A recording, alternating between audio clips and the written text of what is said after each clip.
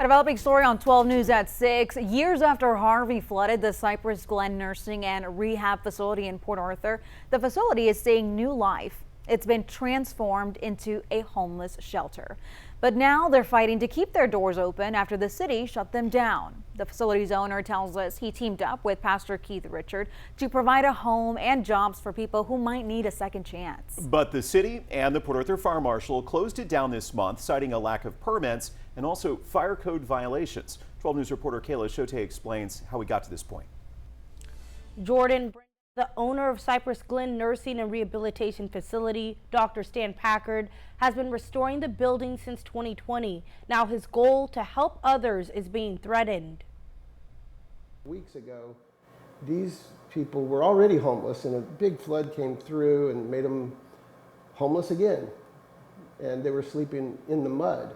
Dr. Stan Packard says the once abandoned Cypress Glen Nursing and Rehabilitation Facility, measuring in at 75,000 square feet, provided more than enough space to help Southeast Texans. You know, we don't have hot water, but we have water.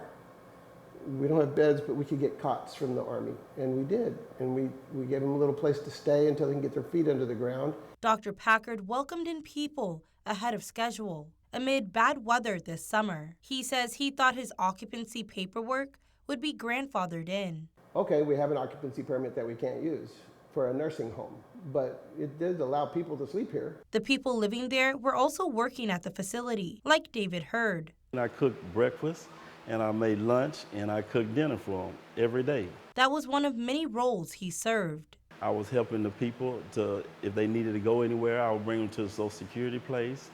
I would bring them to the place to get food stamps. That was all stopped when Port Arthur Council member Doneen Beckham called the fire department. Now that we're here, we come in now, they're like shutting the place down. So it's like, I'm like, oh my God, what is going on? A stop work order notice was issued, citing code violations. Thank God we were able to get some people placed, but a lot of them went back to the streets, so they're back homeless. Unfair. It's unfair, and it's sad.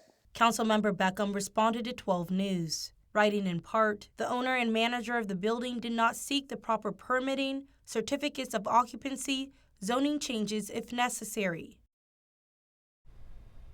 You can read Councilwoman Beckham's full statement on our website, 12newsnow.com.